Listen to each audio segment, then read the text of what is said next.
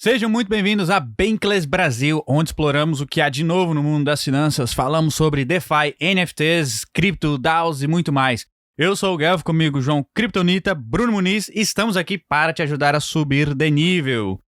Nosso convidado de hoje, nada mais, nada menos que Tim Balabush, criador do canal Tim Balabush. Lá ele explica de fato o mundo de cripto. Explorador do metaverso, criador da coleção NFT PFP Supply Co. e podemos afirmar que ele é um construtor da Web3. Hoje, o Tim vai nos ajudar a entender que de fato é o metaverso. De forma simples, vai nos explicar os elementos que formam o metaverso. Tim, seja muito bem-vindo. Mas não é só o Tim que tá novo aqui não, né, Gelf? Tem mais gente. Eu não ia falar nada, mas aí já que você tocou... Quem é você, o BR Muniz aí? O que aconteceu aí? Pra quem tá tendo o azar aí de ver minha cara pelo YouTube, né? Eu tive um acidente com o Gillette, tive que tirar minha barba inteira. Mas a gente segue assim, né? Tô me sentindo tipo um proof of stake, assim, sabe? Algo mais levezinho. Tim, seja muito bem-vindo. E aí, como é que você tá, meu caro? Valeu, pessoal, pelo convite aí. Tô bem, cara. Bem cansado, mas pro Bankless a gente sempre arranja um tempo aí, né, velho? E é isso, cara. Tô impressionado aqui com que a gente tem o Bankless Kids agora com o Bruno. Já vamos criar a guilda de Bankless Kids. E é isso, velho. Tamo aí pra falar de metaverso. Boa. Então, brincadeiras à parte, vamos entrar nesse conceito do que é o metaverso. O Tim tá aqui justamente para ajudar a gente a subir de nível, pois no mercado de cripto hoje é um cara que fala muito sobre o metaverso e recentemente ele descomplicou ali, né, destrinchou ali um artigo onde ele fala sobre os elementos que formam o metaverso. Então eu começo te perguntando, Tim, de fato, assim, o que é o metaverso? Eu escuto muitas pessoas dizendo que o metaverso é uma realidade virtual ou uma realidade aumentada. E eu queria saber de você o que é o metaverso e de onde veio esse conceito. Geralmente quando eu vou dar essa explicação, eu dou uma prévia antes, né? Então, o pessoal, de novo, quem se falou, tá muito acostumado que metaverso é realidade aumentada, realidade virtual, de você colocar um óculos e pronto, você tá no metaverso. E eu já trouxe isso algumas vezes em outros vídeos, em outros papos também, de que eu acho essa uma visão um tanto limitada do que é metaverso, né? O próprio Beeple, o cara que criou acho que é o artista mais influente de NFT que a gente tem atualmente, ele mesmo fala isso, né? Tipo, o VR é só o tanto que a tela tá perto da sua cara, isso não muda muita coisa, não tem nada muito de meta nisso, né? De ser além, que esse é o significado de meta.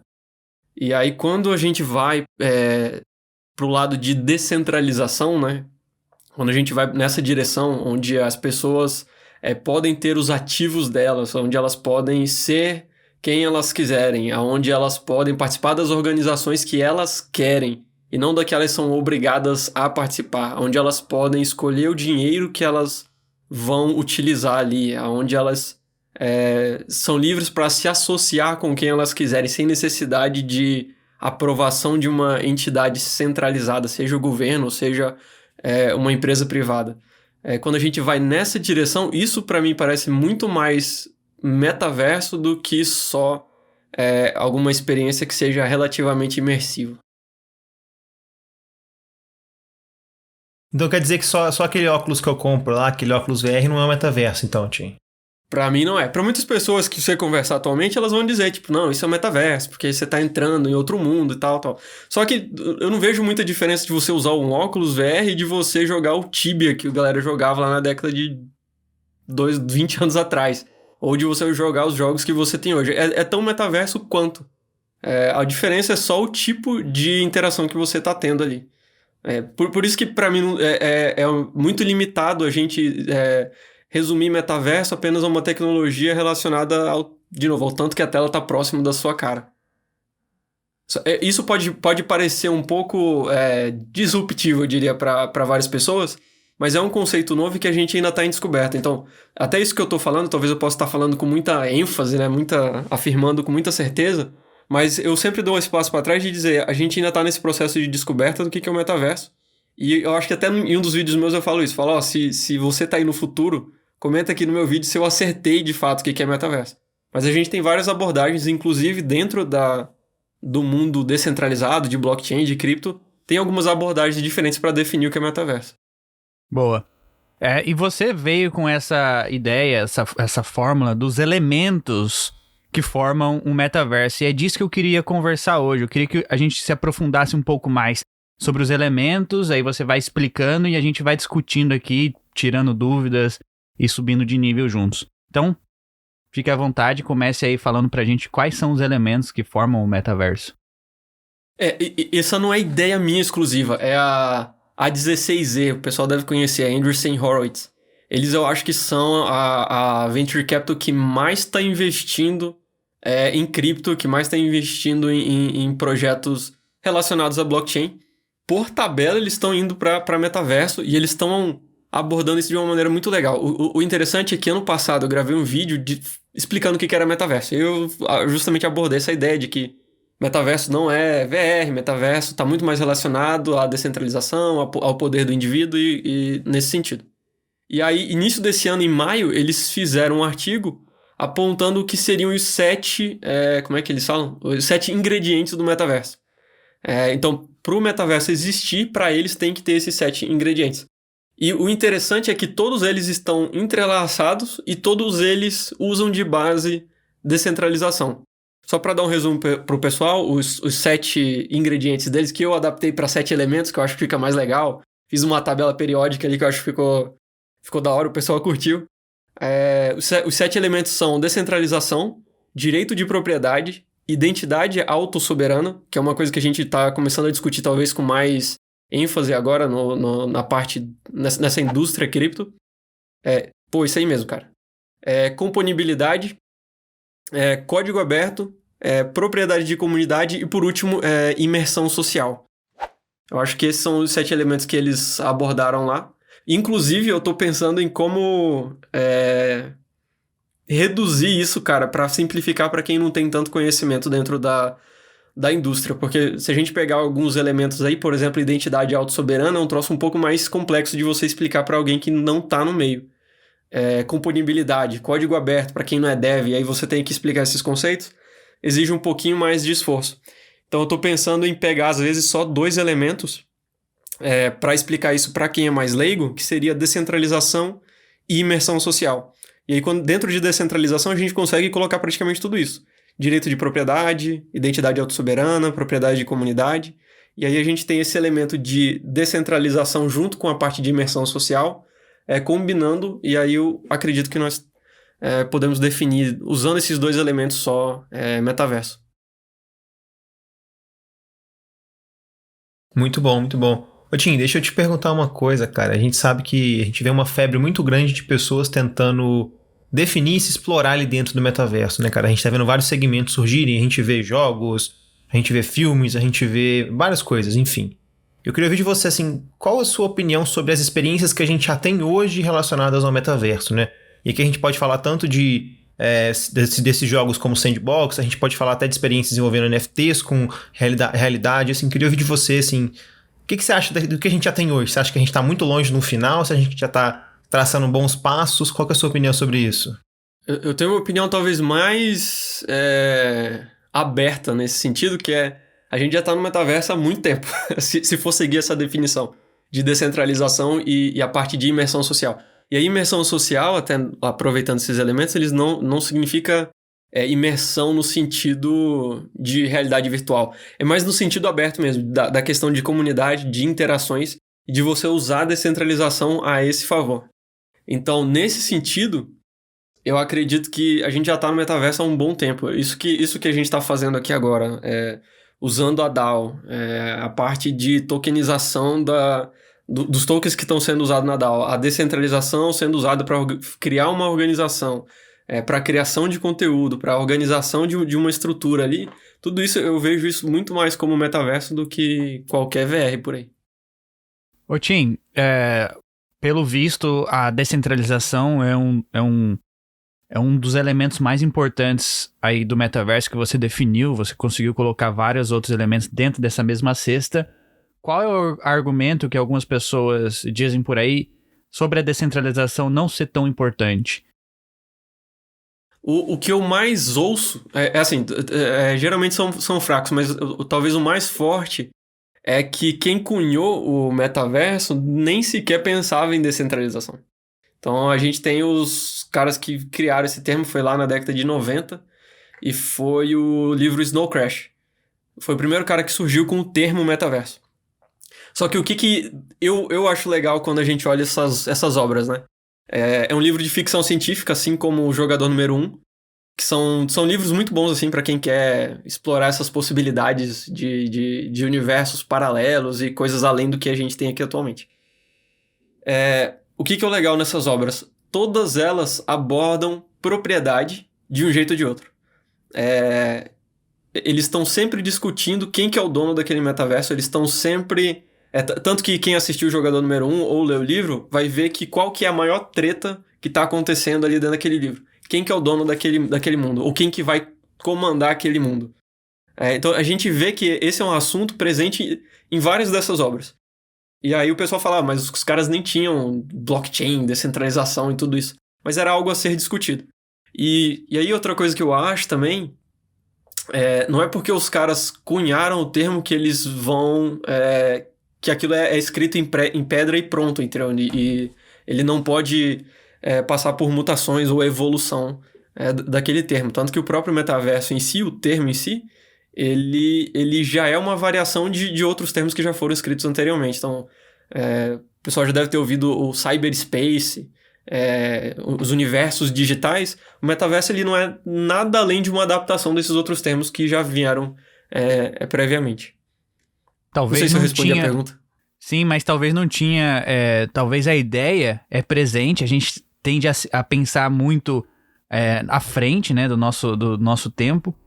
Às vezes a ideia estava ali, mas não existia ferramentas para fazer aquilo se tornar realmente realidade. A gente pode assimilar isso ao Bitcoin, por exemplo. É discutido uma moeda descentralizada ou criptografada desde os anos 70. Mas não existia tecnologia suficiente, não existia ferramentas para tornar aquilo realidade, até que em 2008, um pseudônimo ali, conhecido como Satoshi, criou, né, a tecnologia, o software que permite a movimentação de dinheiro descentralizado, movimentação de dados descentralizada, e criou-se ali o blockchain e o Bitcoin. Então a gente pode assimilar isso também ao metaverso. Assim, a gente já vê em filmes, já vimos em outras ocasiões. Isso que o Tim falou, realidade, talvez uma realidade diferente, um outro universo onde você tá ali e é uma outra pessoa. Inclusive, se a gente levar pro lado de games, a gente pode afirmar que o Second Life foi o primeiro metaverso ali que você podia, acho que em 2003, se eu não me engano, você podia entrar e ser uma outra pessoa, interagir com outras pessoas, mas ainda não era propriedade sua, você só tava ali curtindo. E agora é diferente, com a tecnologia blockchain permite que, né, os usuários tenham propriedade sobre aquilo que está vivendo dentro do mundo digital. Seja um NFT, seja qualquer coisa, uma música. Então, talvez o termo metaverso seja esse momento no tempo agora, como o Tim já falou, fala em alguns dos seus vídeos aí, é o tempo que a gente vive no momento onde o digital é mais importante que o nosso físico. Eu não sei se eu tô falando coisa errada aqui, mas acho que você pode até me corrigir. Não. Deixa eu aproveitar isso que você falou do Bitcoin, porque o Bitcoin ele já é a junção de alguns dos elementos que eu citei, tipo código aberto, componibilidade. Qual que é o lance? Eu gostei bastante do comparativo que você fez, porque o Bitcoin ele não surgiu em 2008. Tipo, ele não foi... Ele é a combinação, ele é o resultado da componibilidade do código aberto de diversas outras obras que precederam ele, e o Satoshi que ele fez foi fazer essas combinações, o que resultou no Bitcoin. E aí eu gostei do que você falou, porque o metaverso ele pode encaixar exatamente nisso. Inclusive, justamente nesses argumentos de dizer, mas os caras não falavam de blockchain. É óbvio, a gente não tinha isso naquela época, mas a gente tinha vestígios e o interesse das pessoas em buscar tirar das mãos de certas organizações centralizadas o poder. Essa é uma discussão que a gente tem já faz há muito tempo. E muitas tentativas também. Então, o pessoal as tecnologias que precederam o Bitcoin, DigiCash, que mais que teve? Eu não vou lembrar os outros nomes. Mas eles eram tentativas... BitGold. E o pessoal tava buscando maneiras de, cara, como que a gente vai tirar da mão de organizações centralizadas o dinheiro que deveria ser posse da população, das pessoas, porque quando você tem uma organização centralizada cuidando disso, os caras vão atender os próprios interesses, que é o que está acontecendo agora atualmente. Não tem nenhuma surpresa na impressão de dinheiro que a gente está tendo, na maneira que os governos estão se organizando para evitar desvalorização da própria moeda, e aí afeta a própria população. Zero surpresa em tudo isso que está acontecendo. Então, o Bitcoin ele surge quase que organicamente como um movimento natural da tentativa das pessoas de tirar das mãos do governo o dinheiro.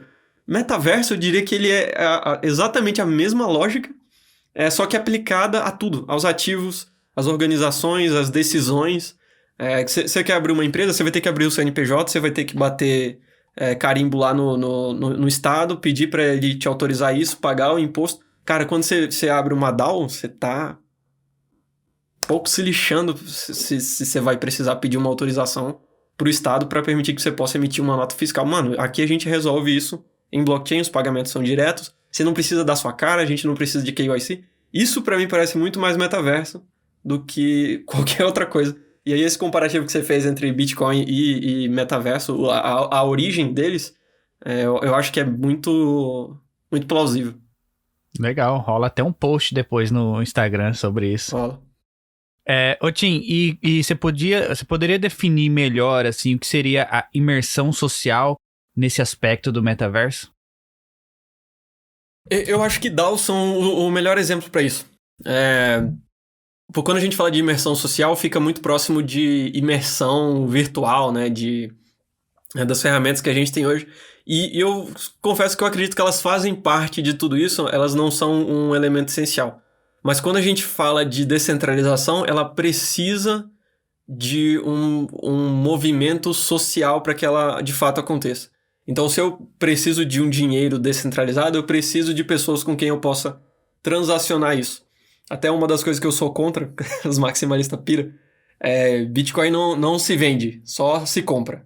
Eu acho isso a pior burrice que alguém pode falar. Porque a ideia é justamente aquilo trazer liberdade, aquilo trazer você tomar suas decisões. E até tretas que eu tenho no Twitter é justamente sobre esse tipo de afirmação.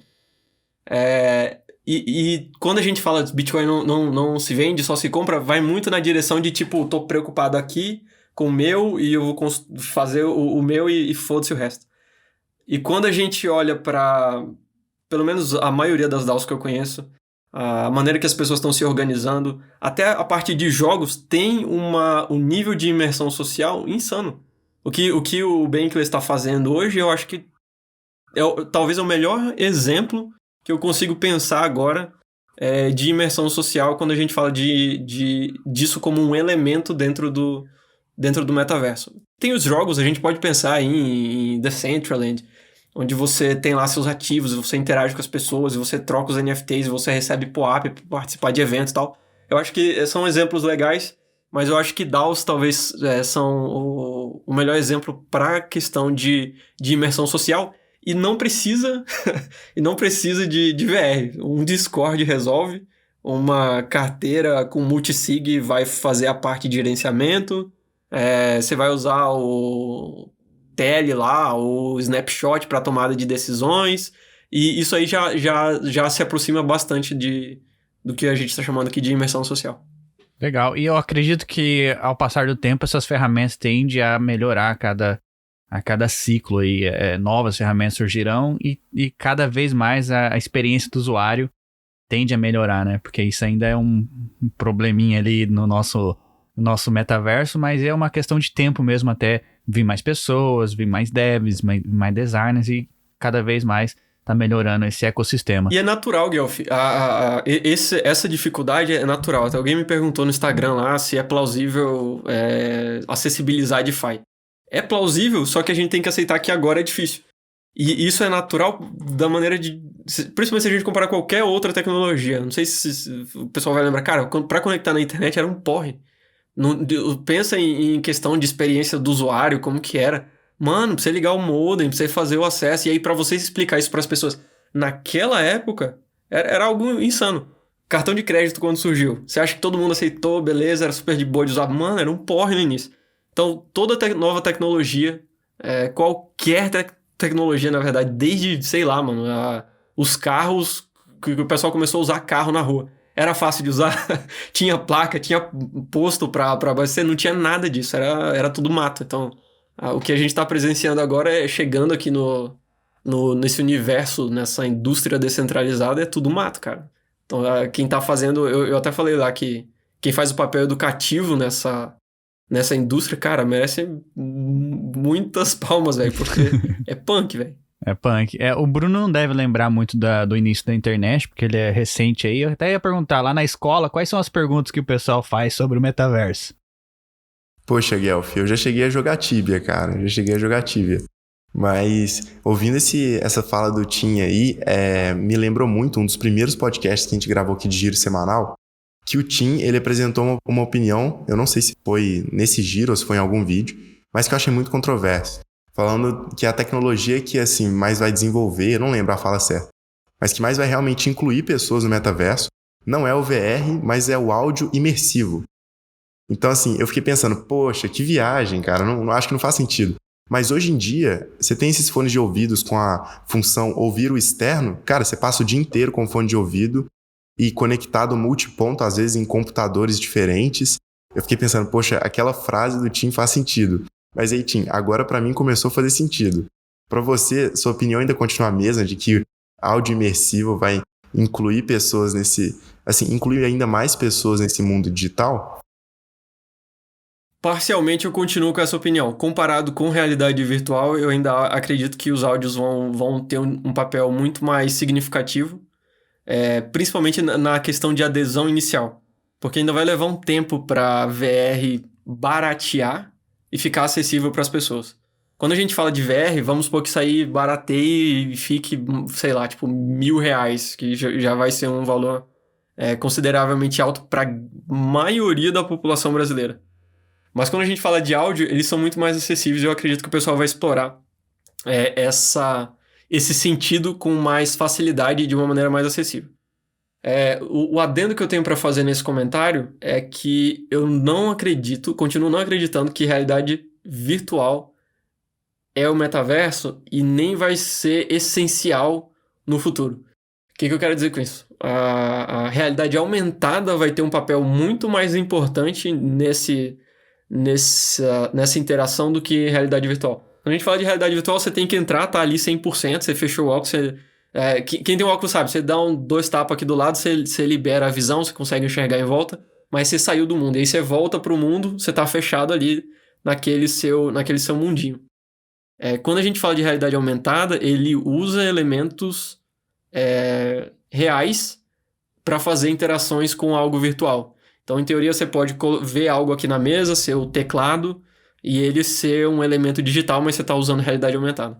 Então, o que eu acredito assim, o áudio ele vai fazer um papel muito importante na questão de adesão inicial da grande população. Depois disso, a gente vai ter realidade aumentada, que vai realmente ser algo útil, e realidade virtual vai se tornar algo mais pontual do que realmente de uso do dia a dia. Mas isso aí é super controverso, isso que eu tô falando. Você falar com o pessoal vai ficar doido. Fala, não, é VR e pronto, acabou.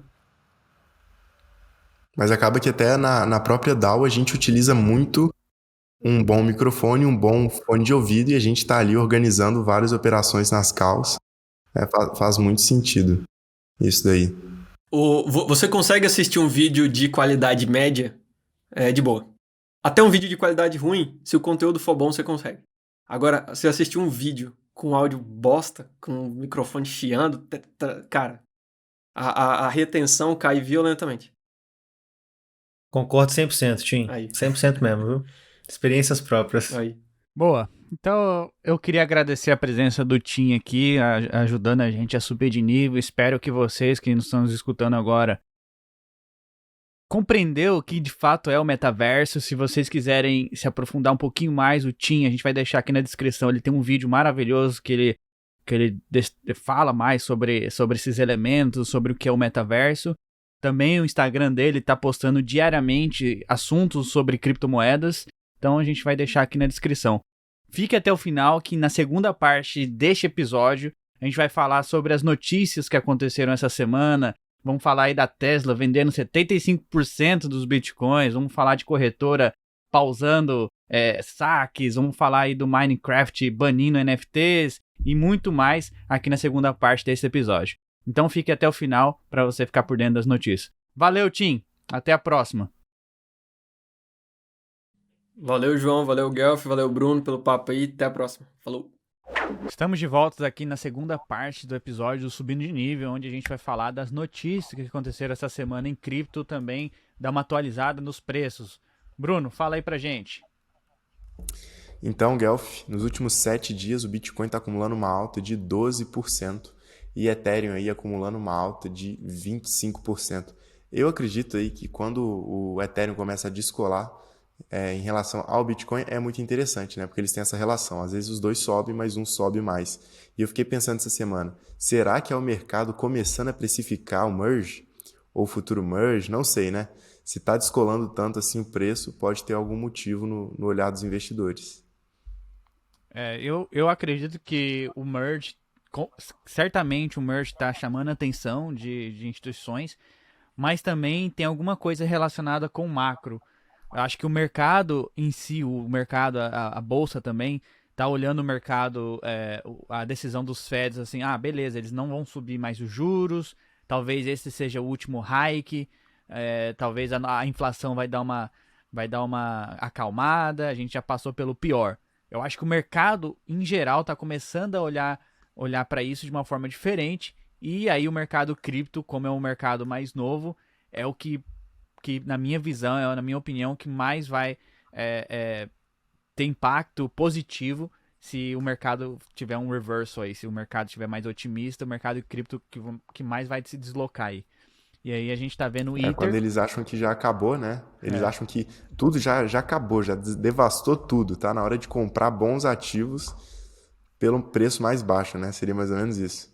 E o Ether, por incrível que pareça, vai ser o único ativo, né, depois do merge, que vai ser deflacionário num cenário onde tudo está subindo, a inflação está subindo, a inflação no mundo está subindo, a dívida está subindo, a taxa de juros está subindo. Então, Ether, né, vai ser o único ativo ali que vai ser deflacionário nos próximos meses aí, talvez no próximo ano. Vamos ver, né? Vamos torcer para que isso seja realidade. Ô, Guelph, me diz aqui, você já tá arrependido porque não compra mais na baixa ou ainda não? Eu tava olhando o que eu ia vender mais aqui em casa para comprar, né? Mas não tinha mais. Lógico, sempre dá aquele frio na barriga, fala, puxa, eu devia ter comprado mais. Sabe o que eu acho mais interessante? Que quando o ativo cai bastante, muita gente começa a entrar em pânico, fala, meu Deus, o que eu tô fazendo aqui? Eu quero vender logo. Mas eu lembro que eu e você, Curi, principalmente a gente tava conversando, não sei se a gente gravou isso ou não, mas falou, pô, agora me parece uma boa oportunidade. E aí quando eu sinto isso, quando eu falo para as pessoas mais próximas, olha, talvez seja uma boa oportunidade, compra, tal. Lógico que nada daqui é recomendação de investimento, mas eu falo, eu acho que isso aí é uma boa oportunidade de compra. Não, vai cair, vai despencar, não sei o que, não existe mais. E aí começa a subir, né? Aí a pessoa fala, puxa, eu devia ter comprado, vou comprar agora. Ou vai comprar depois que tiver $3.000. Aí fala, vou comprar agora, porque agora vai subir. Então, assim, eu acho que até o Bruno pode falar melhor, mas esses ciclos de mercado existem desde sempre, esse sentimento, essa emoção do mercado existe desde sempre e o mercado de cripto não é diferente, né? Então, com certeza. E assim, o que não faltou, como eu falo muito de cripto, assim, para quem tá perto de mim, quando o Ethereum ou Bitcoin, qualquer coisa aí em cripto cai 10%, as pessoas já aparecem assim. E aí, como é que estão os investimentos? Né? Para tirar sarro, né? E nessa semana, com essas quedas malucas, eu falei assim, cara, que isso, tá na ótima oportunidade, tipo, de comprar e acumular e tal. E as pessoas falavam assim, poxa, a frase que eu escutei bastante mas agora que já caiu, tipo, tanto, você não tá com medo, tipo, de cair mais? Ou tipo, muito, muito bom mesmo comprar. Nos últimos 30 dias caiu 40%, quase 70% aí, sei lá quantos por cento. Eu falei assim, poxa, exatamente por isso, né, que está bom comprar esse ativo, né? Quando você entende os fundamentos, você entra em pânico quando o preço está baixo, que você pensa, meu Deus, ainda falta X dias para receber meu salário. Pelo menos esse foi o motivo que eu entrei em pânico. Espero que o preço segure. Eu acho que quando as pessoas entenderem que essa é uma oportunidade única na vida delas de acumulação de riqueza, de fazer riqueza, que a gente está passando por o maior período de transferência de riqueza já visto na história. Nunca tivemos uma oportunidade dessa no nosso ciclo de vida aí, para quem é millennium, para quem tem os seus 40 anos. Nunca tivemos essa mesma oportunidade agora. Talvez, assim, um pouco antes ali, em 2008, mas em questão de ativo novo, a gente não teve essa oportunidade. Sempre a gente teve restrições e agora a gente está passando por essa transferência de riqueza. Então, quem realmente se aprofundar nos fundamentos, como o Bruno falou, tende a se dar muito bem no futuro, quando se expõe a esse tipo de ativo. Óbvio que não é recomendação de investimento. Mas vamos lá, seguindo com as notícias. E quem escuta a gente, né, Guelph? Vamos para as notícias, mas quem escuta a gente aqui tá ajudando a gente a capinar esse lote, né? Esse lote que tá cheio de mato, igual o Tim disse, né? Que a gente tá começando a construir agora. Quem tá ouvindo aqui, com certeza, deve ter acumulado bastante token aí por um preço muito legal. Mas pelo jeito a Tesla não, né? A Tesla vendeu Paper 75%. Exatamente, saiu vendendo ali 75%, acho que deu quase 1 bilhão, né, em Bitcoin, deu 700 e tantos milhões de dólares. Mas acontece que eles não venderam isso ontem, não venderam isso anteontem. Tem um tempo que eles venderam isso daí, e quando a Tesla realmente efetuou a venda desses Bitcoins, ele estava ali para uma faixa de preço de 30 mil dólares. Que eles acabaram facilitando ali as liquidações, né? Tava todo mundo sendo liquidado, Tesla foi lá e despejou isso daí. Então eles não venderam por agora, tá? Já não sei, a gente vai descobrir no próximo balanço o que ela fez nesse tempo de baixa. Será que ela está acumulando agora, né? O que você acha disso daí, Curi, esse paper hands da Tesla? Por que você acha que eles venderam? Mão de alface. Cara, eu acho que no fim do dia é indiferente pra gente, né, cara? O pessoal fica muito assim, pô, eu vou comprar a primeira X porque o Elon Musk comprou, porque a Tesla comprou. Mas, cara, se a gente for tomar nossas decisões de investimentos com base no que alguém tá comprando, no que alguém tá vendendo, alguém famoso, cara, já começou errado, começou muito errado, cara.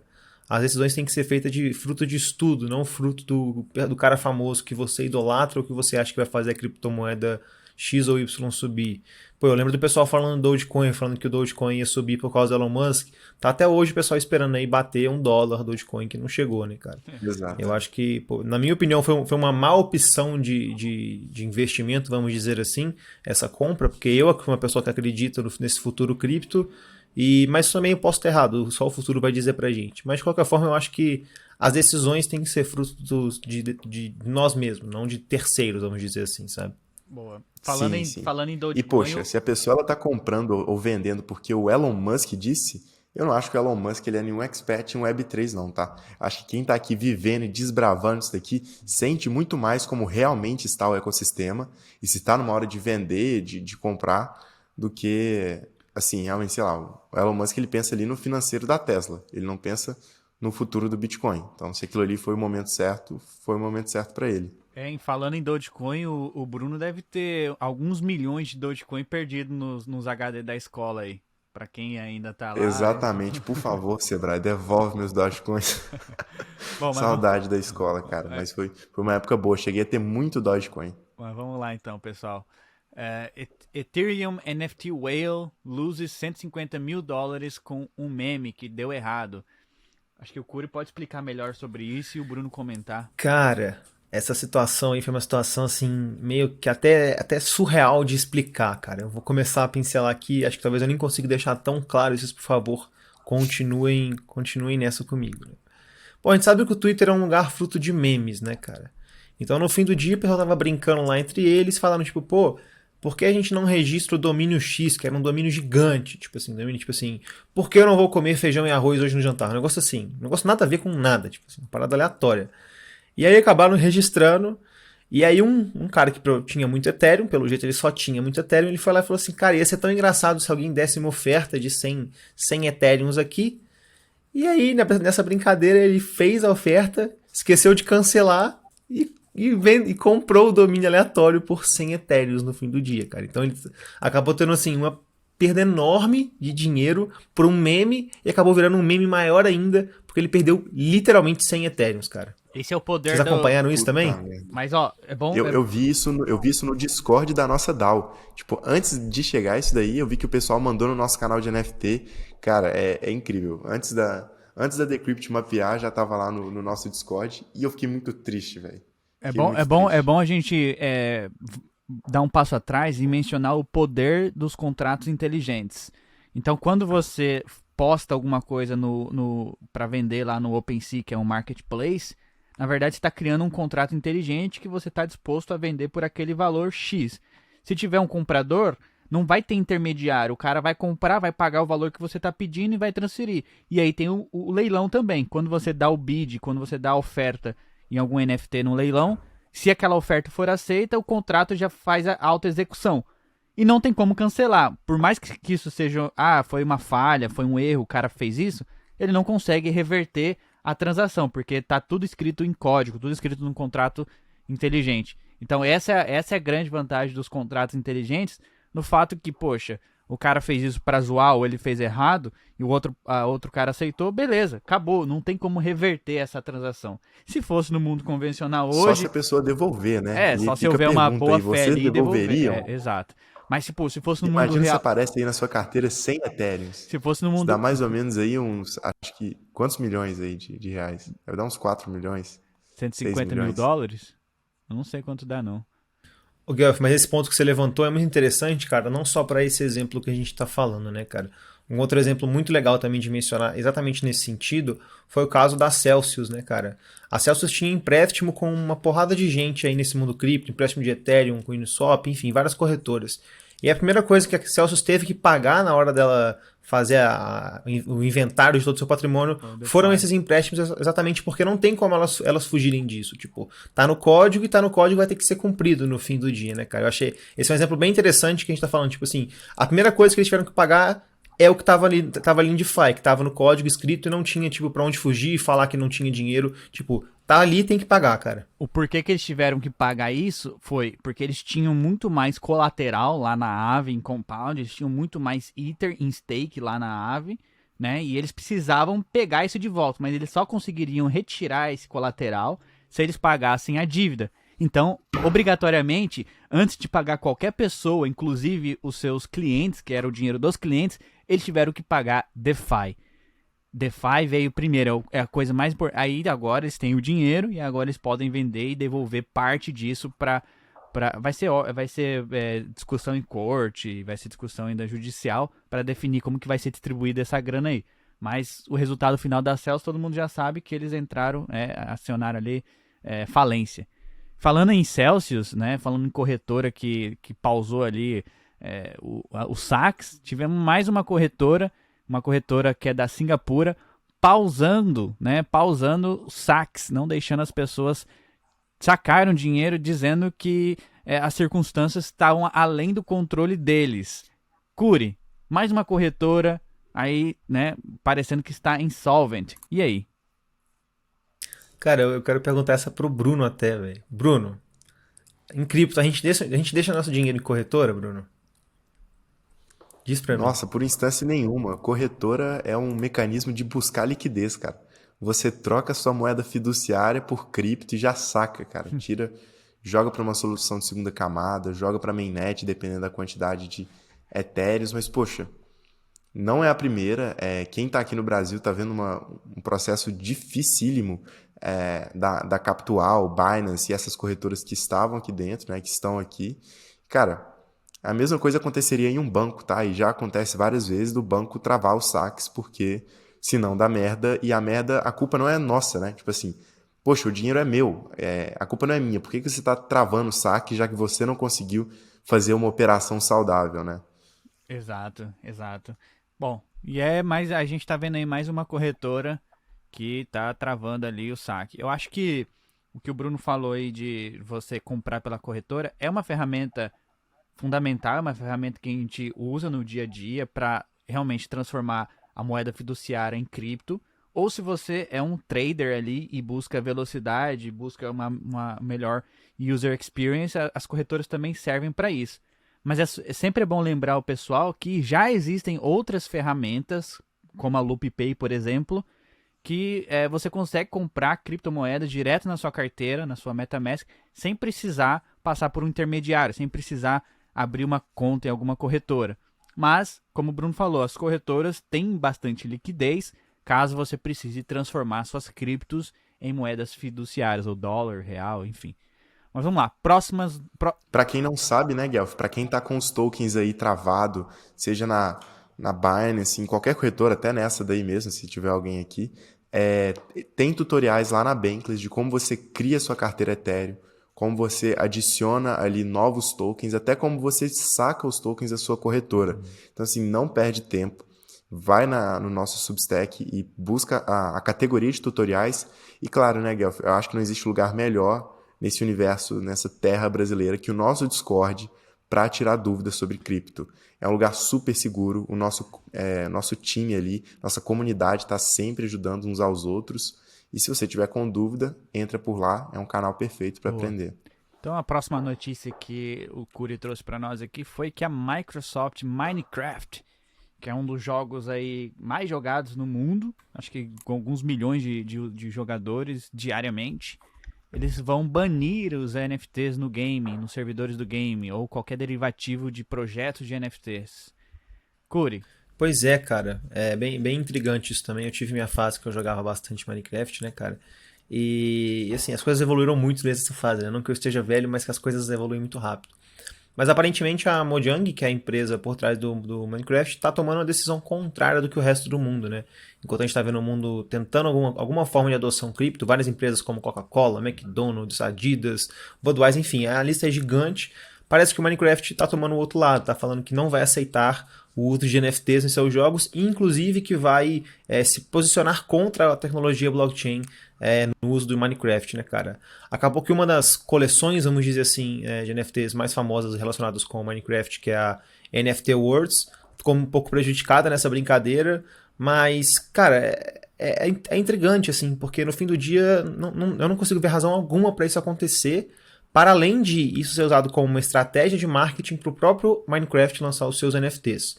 Mas não sei, isso aqui é só especulação. Olha aqui que interessante. Minecraft is a popular sandbox-style video game. Para quem não conhece, sandbox é um jogo em blockchain que basicamente imita ou fez um fork, sei lá, do Minecraft. Lá você consegue criar seus mundos, você consegue criar comprar seus terrenos dentro do jogo. E é basicamente igual ao Minecraft.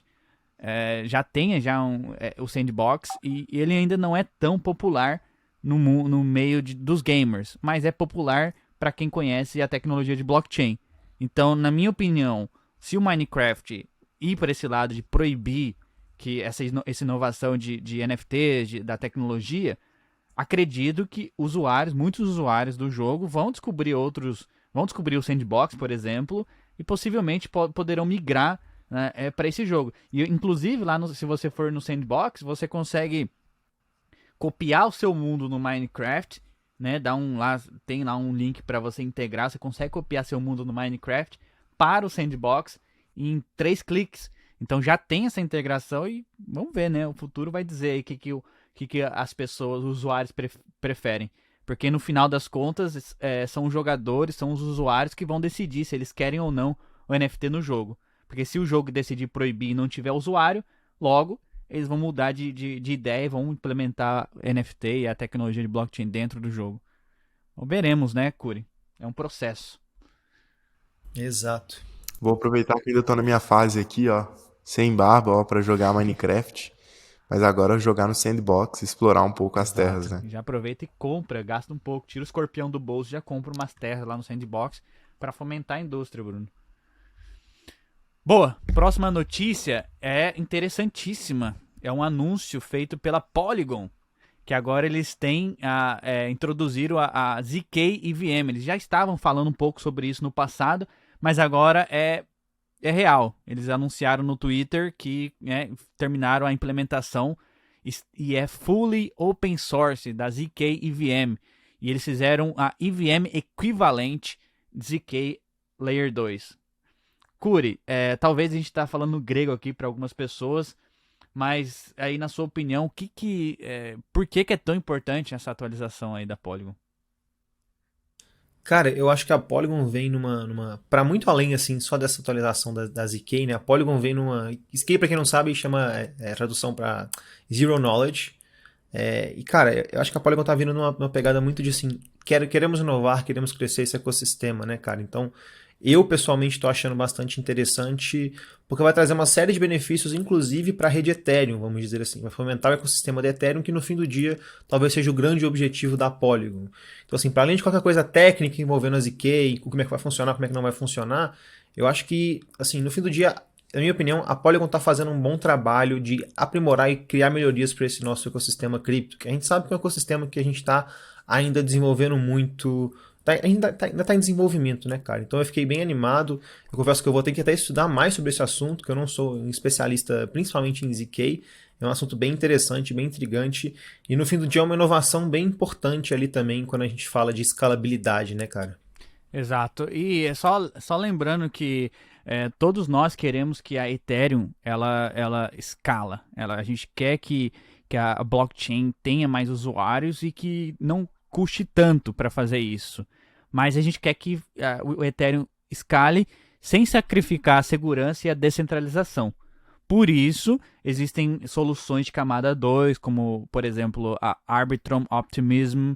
A gente vem falando sobre a Polygon também, que é uma solução de escalabilidade.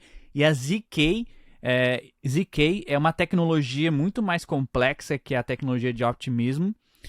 Porém, eles usam também eles herdam a segurança da Layer 1 da Ethereum, aumentando significativamente o throughput, é o tanto de transações que cabe dentro de um bloco.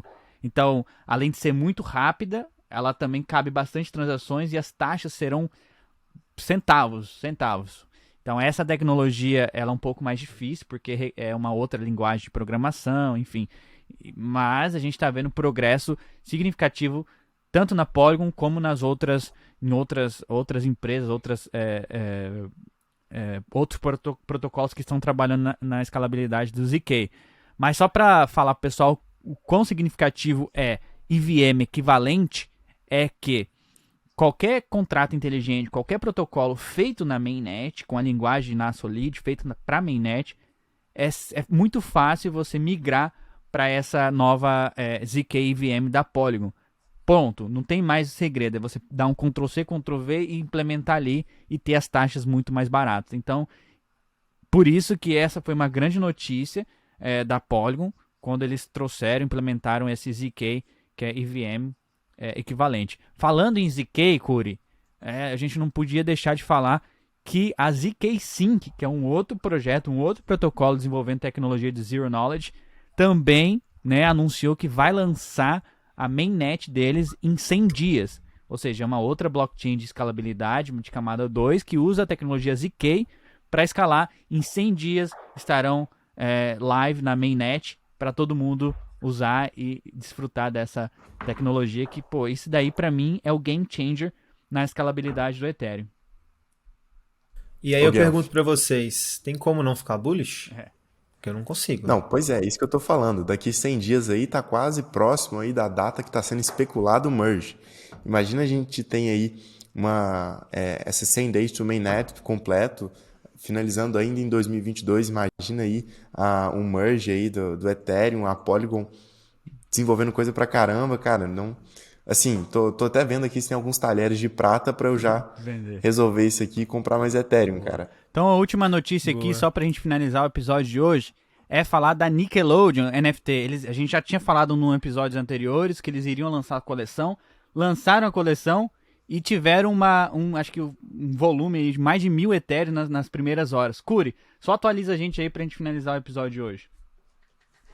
Boa, cara. Mais uma empresa que a gente já mencionou que estava entrando no mundo de NFTs aí, né, cara? Eles fizeram o lançamento dos NFTs deles nessa semana. E, cara, pelo jeito foi um sucesso bem, bem grande, né? Eu tô vendo aqui na página do OpenSea deles. Já venderam mais de 1.400 Ethereum, já tiveram um volume de negociação bem grande. Cara, eu achei bem interessante a proposta também. Eu confesso que eu, como como uma pessoa que acompanhou muito essa fase, eles lançaram uma coleção mais voltada para os desenhos Rugrats e Hey Arnold, né, cara? Eu me senti muito, assim, tentado a comprar, cara. Eu confesso que se eu não tivesse acumulando tanto Ethereum... Cara, lembrei demais, cara. Aí eu fiquei vendo os NFTs assim, putz, velho, esse episódio aqui e tal, pô, eu gostava muito desse cara aqui. Então eu acho muito legal esse apelo afetivo que a gente consegue também desses NFTs. E acabaram fazendo muito sucesso, igual o Guelph falou, chegaram a bater top 5 volume de negociação no OpenSea, acho que na quarta, na quinta... enfim, algum dia dessa semana aí. Então, cara, conseguiram bater de frente com coleções muito grandes, como, por exemplo, Bored Ape, Other Side, dentre algumas outras. Foi uma coleção que teve um sucesso bem alto e foi só a primeira coleção. A gente tá falando de 2 desenhos aqui. Imagina quando eles lançarem pros outros também. Não podemos deixar de mencionar que, finalmente, os NFTs estão ajudando a furar a bolha de cripto aí, trazendo mais empresas e sei lá, programas. A Disney tá envolvida aí também, agora a Nickelodeon e várias outras marcas que estão entrando nesse ecossistema através dos NFTs. Então isso pra mim é muito, muito, muito massa. Algum pensamento final aí, Bruno? Olha, o pensamento final é: veja e leia os últimos 2 textos e descubra como que a gente aqui, ó, nessa call, e você ouvindo aí, estamos assassinando o Moloch, tá? Nos últimos dias aí a gente introduziu esse conceito de como o Ethereum assassina Moloch, tá lá no Substack. Eu acho que é a maior expansão aí do seu modelo mental cripto que você pode ter essa semana. Então é isso, pessoal. Queria agradecer mais uma vez o Tim Balabush por ter vindo aqui no episódio de hoje e ajudar a gente a subir de nível, falar um pouco do metaverso. Agradecer mais uma vez o Curi e o Bruno pela presença. E não deixe de curtir aqui o canal esse vídeo, o canal no YouTube da Bankless. Vai lá no Spotify, na Apple, dá um rating pra gente. Isso ajuda muito o nosso conteúdo ser entregue para mais pessoas. Lembrando que nada falado aqui no episódio de hoje foi nenhuma recomendação de investimento fiscal, recomendação de vida. Sempre a gente orienta quem nos segue, nossos ouvintes aí, para fazerem as suas próprias pesquisas. Lembrando que também que estamos a caminho do desconhecido, essa é a fronteira e não a jornada. Mas estamos muito felizes que vocês todos